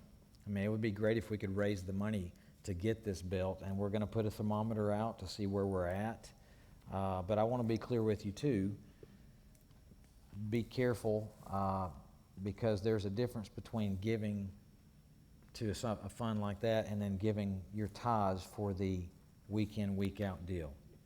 And so I will say, as your pastor, what we do as a church, what the Bible calls you give as tithes, that goes into the general fund. Some people misunderstand. They think I'm going to give my tithe to a certain ministry. And it may be one of the ministries up here, or it may be a ministry outside this church. But if you're doing it biblically, a tithe goes to the local church so that they can continue to reach and do ministry. Offerings, there's tithes and offerings. The offerings would be anything above and beyond that tithe.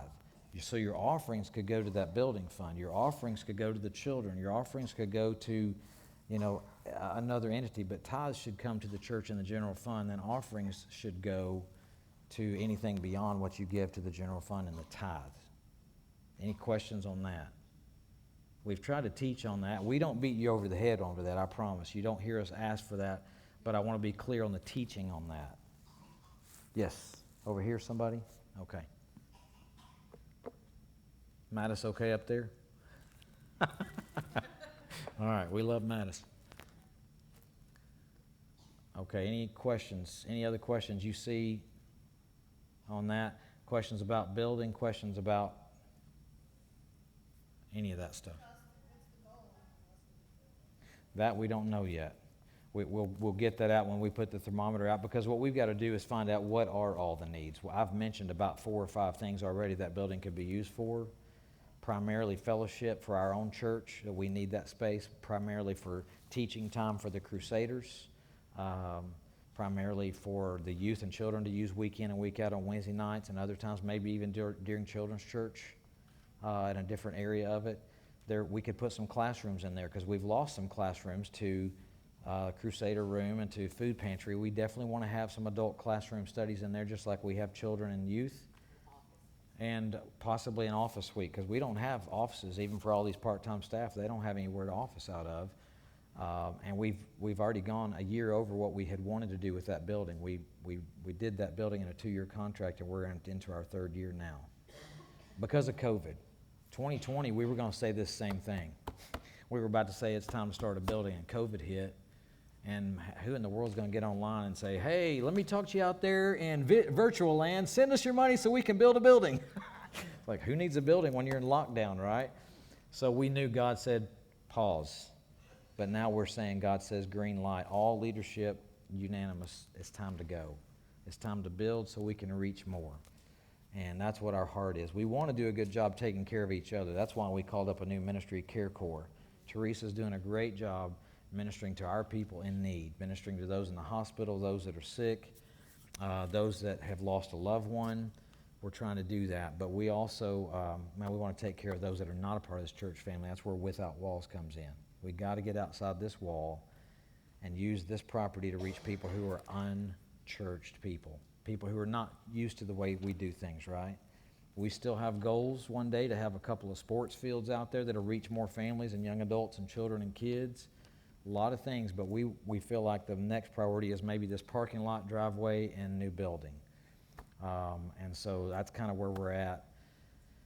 Any last comment or question before we close this?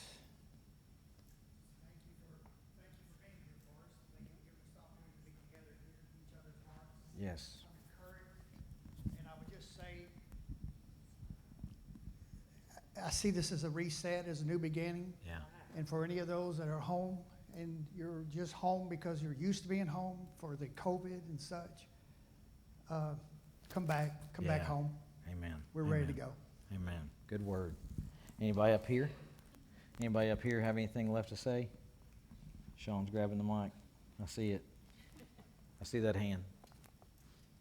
In regards to the multipurpose building, you already summed it up, but to simplify it, and for myself, the church, if we weren't here, would the community miss us? And we want them to miss us if we weren't here. I like to think in those terms. So, we should be a presence in the community, and they should be like, oh, community church, and think about what we do for them, just like Jesus would. We want to be the hands and feet of Jesus. And that was just going through my head in regards to the multipurpose building. Hey, Sean, go ahead. Sean, something you told me, we were on the phone talking about something.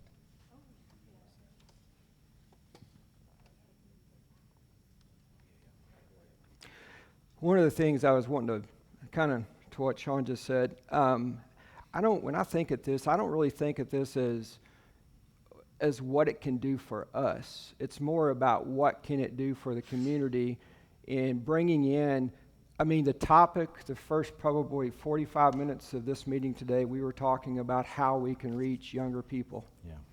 And how we can get them in our door. Sean and I have the opportunity to talk to kids all the time because we have kids in those age groups, and and we hear of what's going on at other churches, how those kids are getting there, and so on and so on. And it always comes to my mind, and I know her mind, we talk about this some, is that this is about what we can do for the community. This is not really inner, this is outer, and we can use it for so many things. It's just not for our, for what we can do as far as offices or anything else. It's not a if we're going to have a disaster. We all know that. It's when. And we've had some in the last 5 or 6 years with tornadoes and everything else. We kind of seem like we're in the first line of all that when severe storms move into North Texas.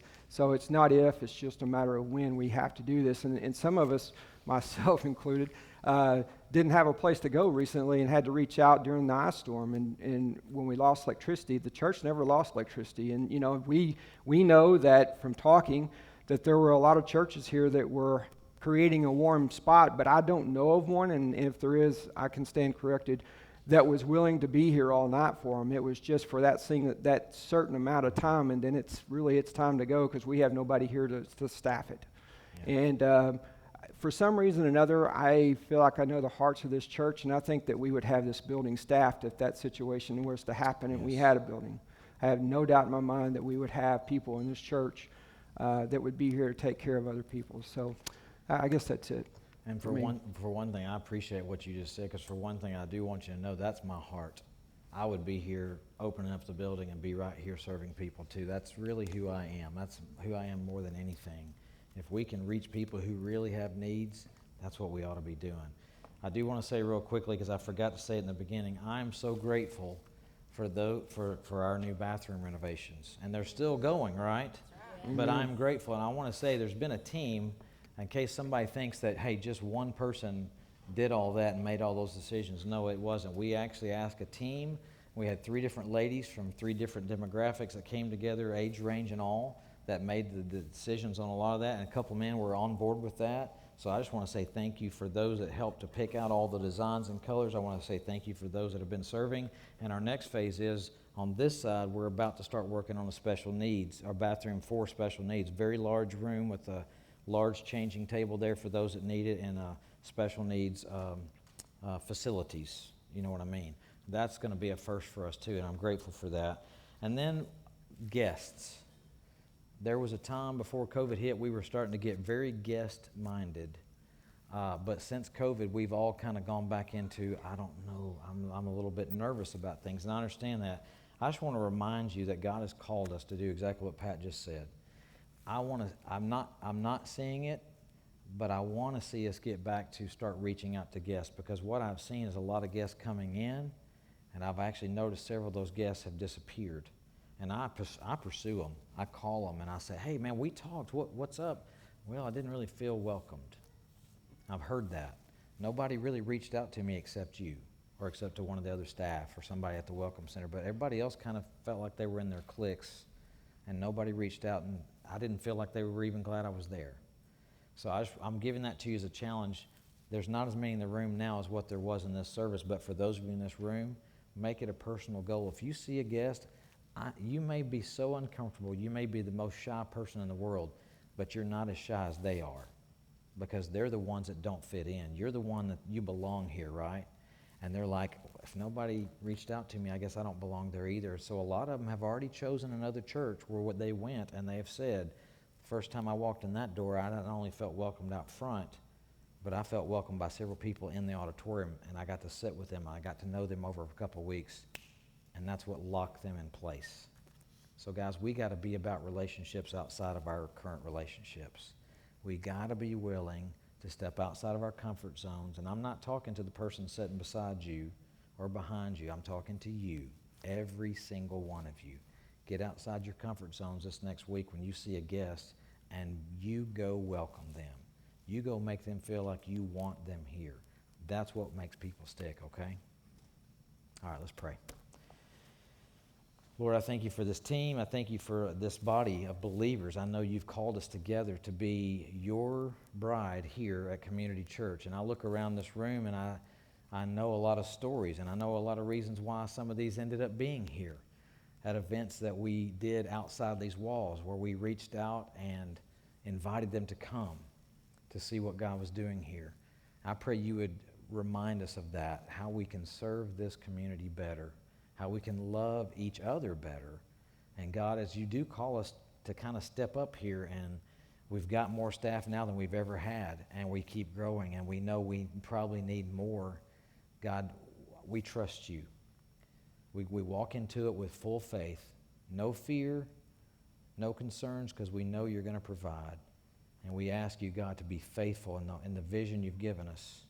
I'll also ask you, God, to bless this vision to create more livable space on this property, to do more activities that will reach more people. Give us the opportunity, Father, to have a place that you're proud of, not that we're proud of, but a place that honors you, and a place that is welcoming and is helpful to those that have needs. God, let it be a place that we can serve and love well in. And I pray, God, you would go before and behind us and keep your hand of blessing upon us. I pray you keep your hand of protection upon us, because as we step forward in these things that we've talked about, the enemy's going to try immediately to throw some flaming darts at us. The enemy's going to try to discourage us as soon as we leave the room, or maybe even before. But I pray you'd remind us that you love us, and you've called us to love each other. Help us to do that well and honor you, and I pray that in Jesus' name. Amen. Hey, we beat 2 o'clock. We didn't make 1:30, but we beat 2 o'clock. Praise God.